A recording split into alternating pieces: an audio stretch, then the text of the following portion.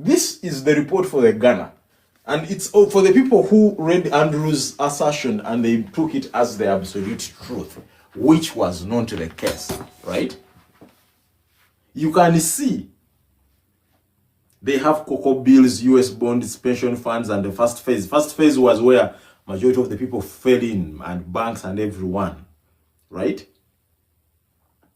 In a column, the one I'm highlighting in red, at the time of the exchange is what the bonds you owned. The tendered amount abantu abakkiriza okukyusa their treasury bonds and treasury bills and everything is this column.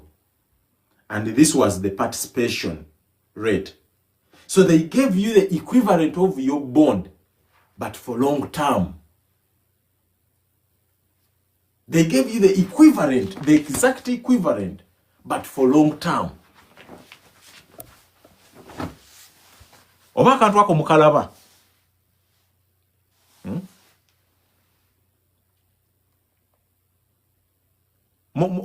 I don't know if you guys are seeing it.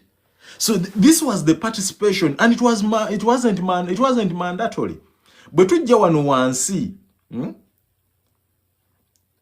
you have to understand this graph for you to understand what happened in Ghana, to appreciate where Uganda is, and to see if Uganda is in the same situation. Can you see it properly?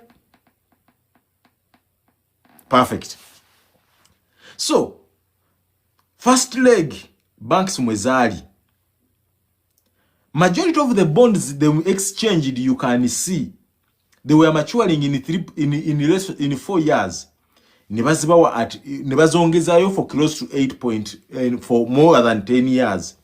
The participation was 91%. Then your pension funds, they were not impacted. Lwachi, you don't deal with the pension funds. Then you come to US dollar local bonds. Majority of them were maturing in 1.5 years. They extended them for 4 years.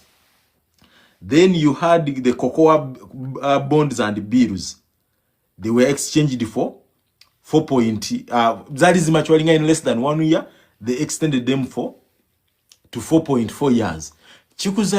They were trying to solve a liquidity crisis. That majority of their bonds were maturing in the shortest time possible. That was putting a constraint to the economy. And what did the government do? It did what it can do best. Issue new bond. But you have to come back down here. That 90%, it's not true. So, if tomorrow, if after today's live, you go and you in a WhatsApp group and someone shares the Andrews, hey, 20% Mugambe, from where? Why are you taking people's words as if they're absolute truth? Do some research. Elizabeth nkwagadde nnyo ne nzadoza teria like is live eno nga Elizabeth bulichaka bulichenjogera nga kirunja gamba kona ku live. It was not you get, and it was voluntary.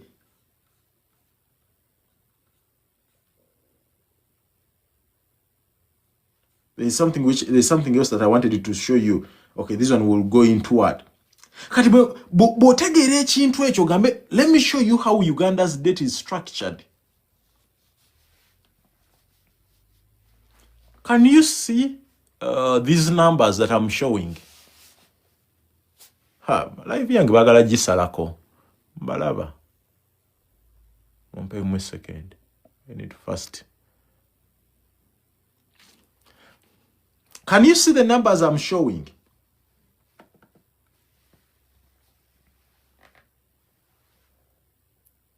So these are Uganda's treasury bonds.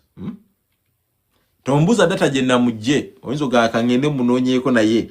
Let's go through something to draw down to Kenya's to Ghana's situation, because it's the important thing here was to kind of show to people, are we really Ghana or are we Uganda?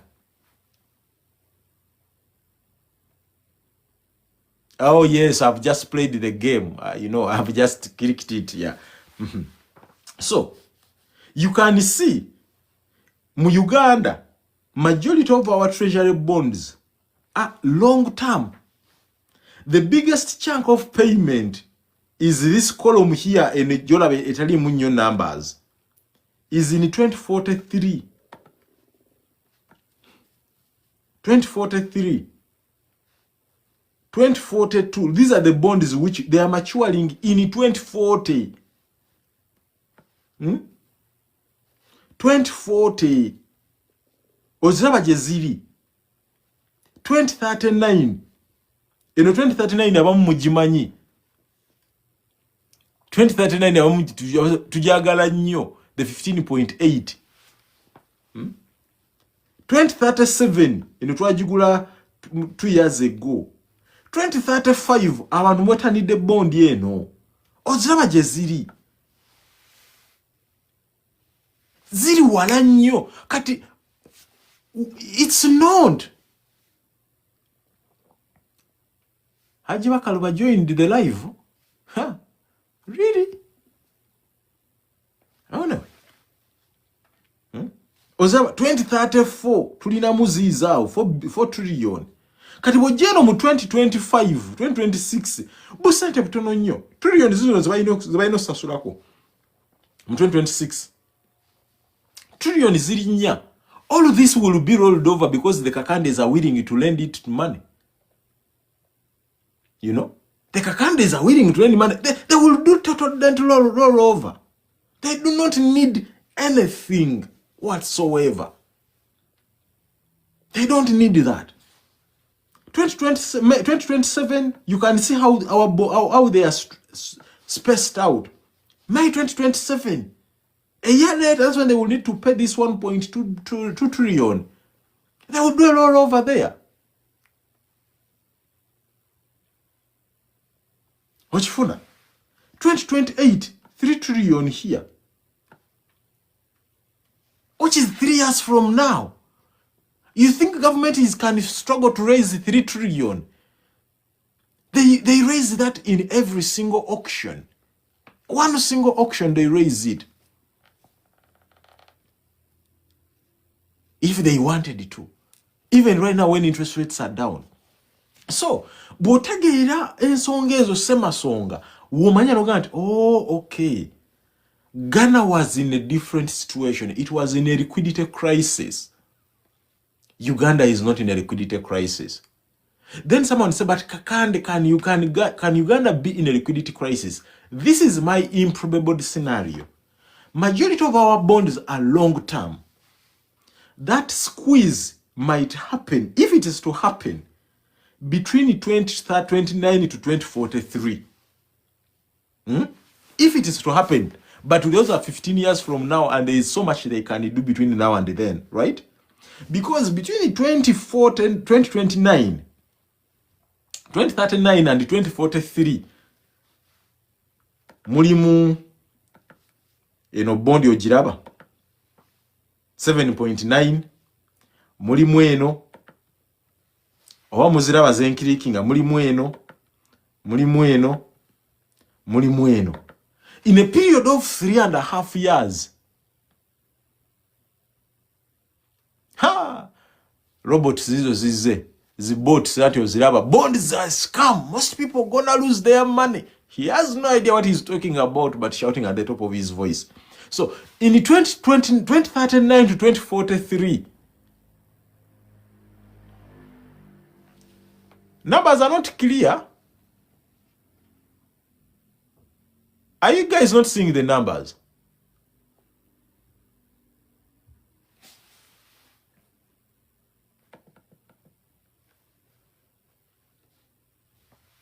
Are those much clearer now? Why am I saying that if we are to ever go into a liquidity crisis, but this is 20 years from now, is between 2039 to 2043, we have close to 15 trillion that will be maturing in a space of 5 years. And I believe by the time government would have figured out something or would have rolled over some of that debt to long-term debt. So it's extremely far away. That you can see in 2043 by now 8 billion one, 8 trillion, you know one. Hi, that color is terrible. Which one should I use? I can't use yellow. Okay, blue. Mu 2022 bainamu 1.2 trillion. Mumai bainamu another 800 billion. So that is long term. That's long term. It's not a situation we are about to face anytime soon. So that assertion of what made Ghana go through a liquidity crisis is not the same situation that Uganda is in. I hope I've made that point clear.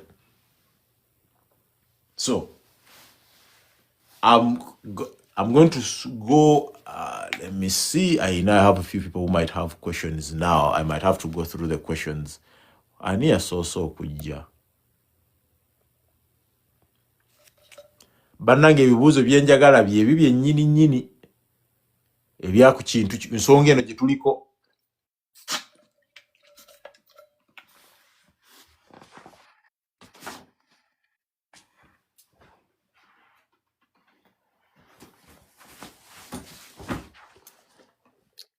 Ani gwe mpadde atayogera? Okay, kanoonye omulala. Kwaki mmanyi abantu? Now who is saying I'm ignoring? But guys, you can't do everything in one single go. Give me a second.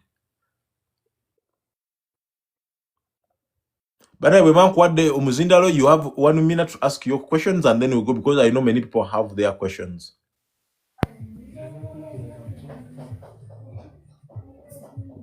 Hello?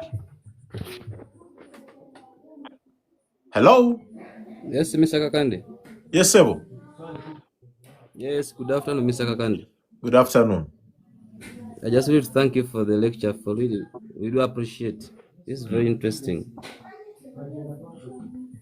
Thank you. Awo katugende ku mulala abalina ebibuuzo ababadde baatidde.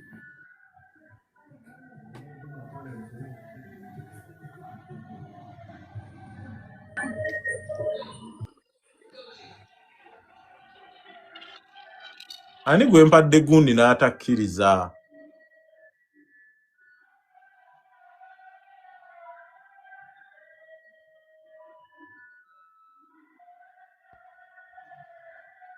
Temulina bibuuzo kitegeeza leki kyewedde. Sebo. Wangi Sebo?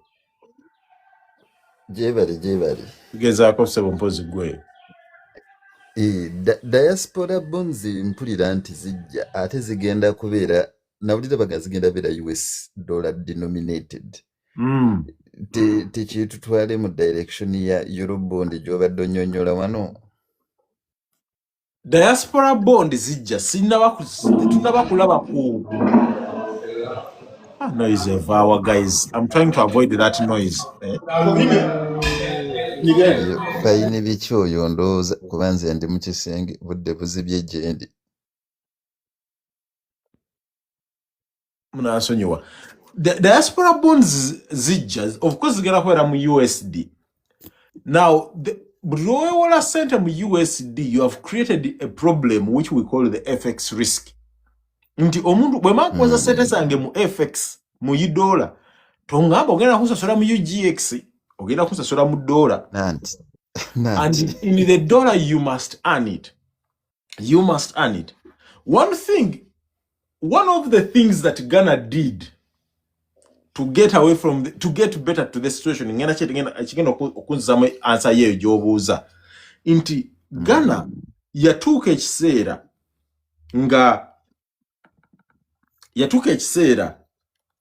netandika okugula gold from the local economy to boost its reserves because gold can be measured in dollars, right? And ekintu kino kijiyambako nnyo okusasula any dollar denominated bond oba n'okusobola okulaba nti esobola okubeerawo nga ng'ekoze eki nga in case waliwo abagibanja esobola okubasasula mangu nnyo oba okutranslatinga gold into dollars. That is something we are seeing the Uganda doing right now. Now, abantu abasinga we underestimate the people who are running our economy. We underestimate them so much. Right now, there is a reason why the government of Uganda or Bank of Uganda is buying gold locally and buying them using UGX is to make sure they have enough boosted reserves in case when the time comes that they would need some dollars. So the risk is there. I'm not saying it's not there. But also we are yet to see how much will they borrow using those dollar diaspora bonds. And how are they going to structure them? Njagadde mbalageko ekintu ekyali e Ghana bwe kyali. People have never paid attention to. Confirm that you can see this graph. I don't know if you can see it, all of it, or half of it. Zingo monjiraba. Ngo mojiraba. Must I turn the camera like this? Is that much? Tilted. It's tilted. I think that. Oh, okay. Okay. Kanjirekenga bwebadde. I'll try to make it bigger.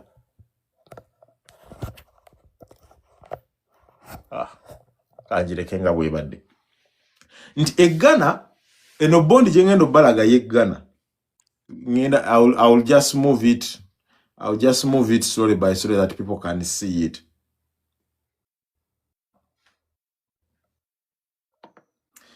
Nti botunulira bond eno eye Ghana. Era beno wansi mu 2020 it was within 1819. Then all of a sudden by 2022 it jumps from 21 to 47 in a space of 4 months. Can you see it? Yeah. People are saying I should tilt my phone. I would expect that right now you can see it better. No, that was a comment. Wadiri was also Jijira. I think that is when that comment came in. Yes. Okay. That you can see in a space of just 3-4 months, Ghana jumped from 21% to 40%. Now, let me teach you something. If one of these days you see our interest rates jump past 20% and they are not stopping, that's a signal that something is wrong.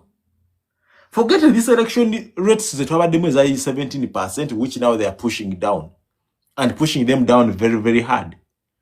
The day you will wake up knows to another rates that they are jumping this in a space of 3 months. Awo jamaya bitabuse. Awo wenyuwezi. But it's not the next 2 years. So we are not in that situation. Okay. Awo nkumaze. Faini mukama wange. Faini biadi. Anianza nyo Mr. Kakando. Gambo chase. Usimanya wampulira bulungi. Mkulira mukama wange. Mkulu Kakande. Sigena kulemba. Ndi mupya waneno kubya bonds and mbadde ngeza kudigiza kudigiza nayo jensobola okufuna. And recently nagenda nengwa ku video yo yalinga kind of a spreadsheet gye wali mu kusomesa abantu ngo balaga engeri gye basobola okugira kubanga mbadde njagala tandika kati kulowooza ku retirement yange nganze omuntu. Esawa zino ndi Dubai naye olowooza nyinza kukola nja kubanga walina engeri gye wali onyonyonyola video najimala video kubanga mbadde manyi like bonds ogenda n'ogula oba no choosing omwaka like emyaka gyoyagala bondi engeri gye wakinyinyonyolamu naye engeri gye wanyonyola video ng'olaga like on top of that kubanga olinayo engeri gye wayogera n'ogamba osobola otandika n'obukadde 10. Then meanwhile mu bukadde 10 nogenda oyogerako emitwalo 8 like njagala kumanya ekintu ekyo njagala okinyonyolemu kikola kitya mukama wange ngenda kusaba njja kukolamu gundi ezimu ezinakomawo okukola ku bintu bino leka leero waliwo crisis gye tugezako okudiiringa nayo nsaba busabi nzikirize so tugiguse then tujja kukomawo ku kyokusomesa obusomesa ku bintu nga bino nga naawe okirabako kye twagala oluge. Kale sebo neyanza se. Kale. Okay. Eddie. Alex, jebaleko sebo. Kale nawe jebaleko. Kale sebo kati kyembadde embuuzo ekyo nkitegedde bulungi kyobadde onnyonnyola nti mu Uganda ba rolling over bonds. Kati kyembuuza be ba rollinga interest rates bazongeza be bali ewadisi kwegamba nga wogambye nti ayina miliyoni 10 ne bagatta lumu ne kuponi ne bamugamba twala bondi endala. Bamwa interest rate eri waggulu oba ba maintaining eyo interest rate. Kyekyo sebo. Okay, ekibizo kanchikuddemu bwe kiti. Bwe ba rollinga over interest bonds zaabwe. Yeah, can you guys hear me?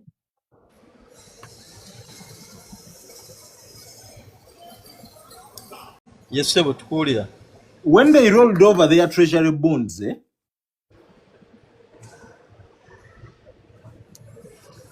and Shivala, I don't want to always move because when I do trying to present, it always disturbs me. Okay. When they rolled over their treasury bonds, bo bagamba nti essaawa eno oyina sente mmeka nti nina miliyoni 2. Sente mekazi tonda bakusasula nti miliyoni 300. Ne baleta bonds empya nolondako gy'oyagala eziri long term nogaji njogero twala. So whatever money they owed you right now with an amortization structure ye ngolondako bond gy'oyagala ne bakuwa bond ye empya. So it was not on the same exact terms boba kyogezako kubuuza nti kanku example nti essaawa eno bobo ina 16.25% coupon rate bond nti nempye gye bakuwa ya 16.25 no. But they made sure whatever value gy'obadde nayo ye value gy'ofuna. It's about the value. Kale sebo. Ne mpozi n'ekirala kyembadde mbuuza mbadde nkola nnyo ku analysis eya secondary market daily movements eza bond. Naye bond eya 15 year okuva olutalo lwe lwatandika njiraba ebadde etambula nnyo.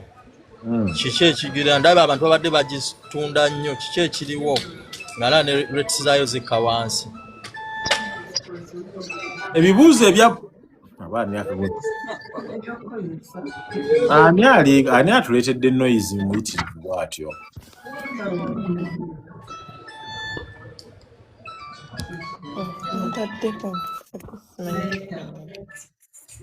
Munansonyiwa ku ekyo. Ebibuuzo ebikwatagana ku trades bikyeyo nsaba tusooke tubireko olwaleero. More you people, you have no idea how many messages I received because of the Andrews video. Nyagala abantu, at least for the investors who felt uncertain of what they should do, who felt uncertain of whether they are about to lose their money into the treasury bonds or anything. Benandyagadde leero bambi tufokasingeko nsaba busabi. Because that was the whole conversation of today. Yes, Miriam. Jebaleko sebo mwami kakande. Tugezaako mpozi gweyo. Otusomesezza weebale nnyo weebalire ddala. Kati nze nange ekibuuzo kyange kibadde ky'oyo omwami kyabuuzizza ekyali eggana. Kati mu bufunze tebaafiirwe sente baasigala nga baziddamu ne bazifuna. Mu economic terms baafiirwa. Economic terms kitya nti kasito bw'obanga obadde olina okunsasula ku lunaku leero lwa 6 ng'obadde olina okunsasula ku lw'omukaaga n'otansasula ne wayitawo ennaku 3 nga tonsasudde oba odifaultinze mu economic terms. Naye bondi ze baabawa empya nakati ziri mu kubasasula. Okay. Nali banyi nti bondi like bazigalawo completely nti okoze total loss. Nakati bali nakati Ghana etunda bonds.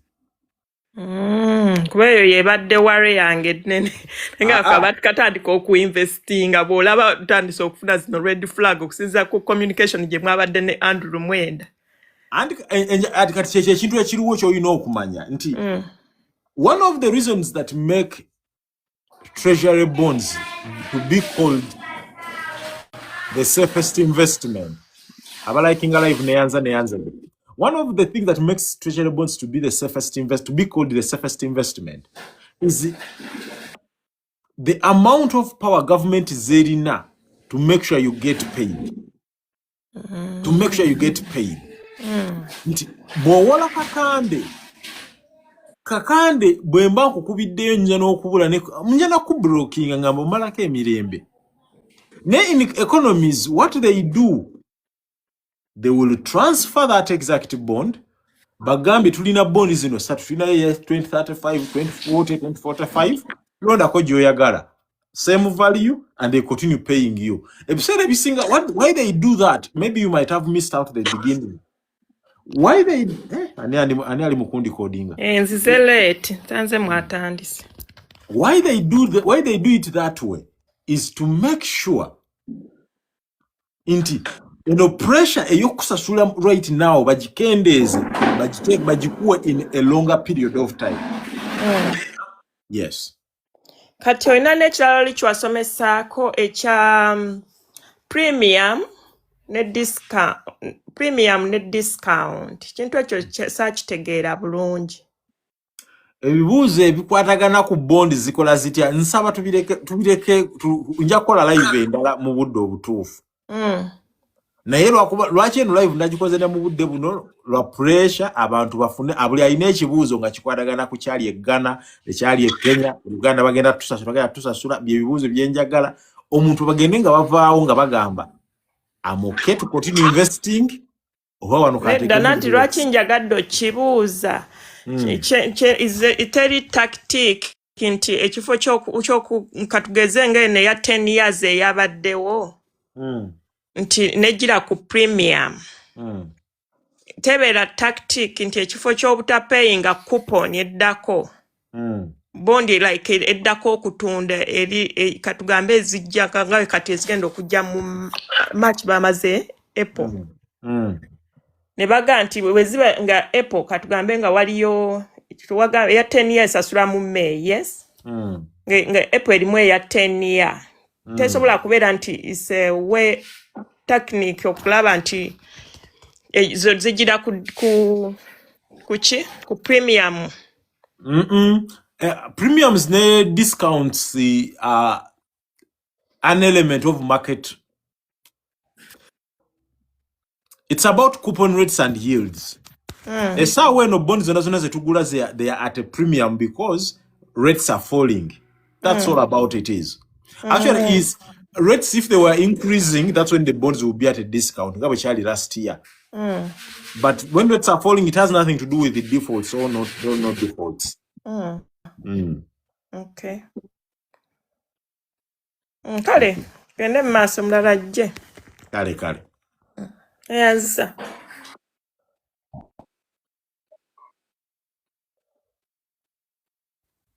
Yes, Marita.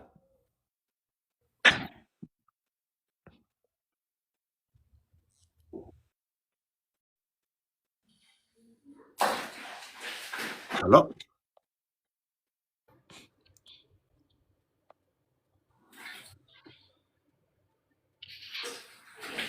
Hello.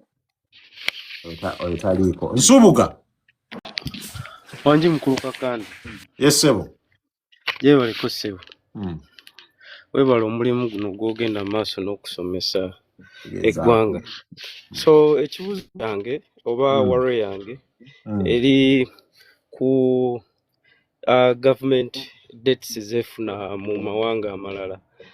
Sente zeyewola okurunninga zi budgets ne projects ze bakola mu ggwanga. How do they impact on the treasury bonds and bills?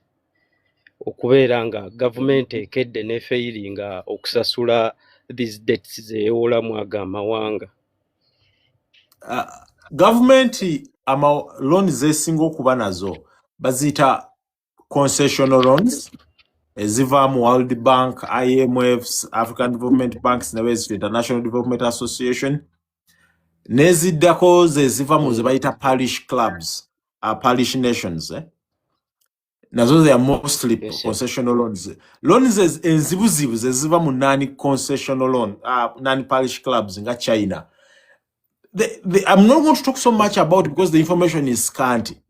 But I know you said ebisinga, even such loans are long term. Katinga balaba loan ye Uganda gyafuna from China eyakola Entebbe Expressway. Nti bamaliriza bagitaddeko toll gye tugenda osasula okumala myaka na bisiibo. Naye kubo ddyo weeriri. So for as long as they continue getting the concessional loans, because concessional loans for them they have 1 to 2, 3% interest rate. They are long term. They can be even 40, 50 years. They are supporting the development. So they are not as much as they are when you are to borrow locally or in commercial terms. Okay, so let's say once it happens, where the government gets those loans, government never take sanctions nga tekyasobola kwewola in those countries, those loans, do they impact on our bonds? Yes, they do. Okay. If you are but sanctions, especially that you no longer have access to the international market. Okay. That's the signal of economic crisis. All right. Thank you very much. Kale. Yes, Silva. Natiro kaggalawo. Kale sebo. Obulamu bugamba ki muganda wange? Tugezaako mukama wange. Webale nnyo omusomo guno. Mbadde nkugoberera ebbanga lyonna. Era nja kujjako mu kabokisi n'ensonga zange ze njagala twogere mu kkuni nawe ndi naye n'ekirala kye nsaba nga nkennako empisaawo. Nti akasaati kano nkajjawa kuba nange njagala kuwagira nsi yange wendi. Era mpa endagiriro ndabe nga kantuukako mukama wange y'ensonga yange eyo. Beera bulungi. Kale beera bulungi mukama wange. Kale. Bannange kirabika oba answer zonna nzizzeemu bulungi abantu ebibuuzo n'embimalayo naye today all I wanted was to address Mwenda's points. I don't want to talk about bonds in detail. Maybe I will do another live for that. It was important okomyawo abantu ade baweddemu essuubi. But since I think we have reached that level, neyanze gendoza kamba sibule. Mwenna ababaddeko for close to 1 hour. I will upload this. If you have missed out something, I sambuza, maybe kanjogereko a little bit for. There is an auction next week. It's coming at a time when the election, when the Iran war is picking up and it's impacting us. You are seeing the impact it has on our FX. But this week, wabaddeyo treasury bill auction. And the government, Bank of Uganda made sure interest rates in treasury bills do not rise. Actually, they stayed exactly the same way they were 2 weeks ago. Kiba kitegeeza tewesiba bbiri rates zinzo kwongera okukkirira wansi mu auction egenda obeerawo. Erinamu 25-year bond. I know they might want to raise a lot of money in that 25-year bond. It's a very good bond. But my anticipation is if we get 16.5 mu 25-year bond, we would have won. Very good. But it might be lower than that. 15-year bond, it might be at a very slight premium. If it comes in at 16% there, it might be at a very slight premium. But bonds still make money. At the end of the day, you buy some good bonds. Joseph abuza difference between treasury bill and treasury bonds. Joseph treasury bills, they are 1 year. Treasury bills, they are more than 1 year. That's all. That's what it is. They are the same. Ono muto, ono mukulu. But kamba sibule neyanze. It was important. Video nijaja uploading on YouTube. Go there, look for Kakanda Alex and subscribe. You will see how we started to the end of it. Thank you so much.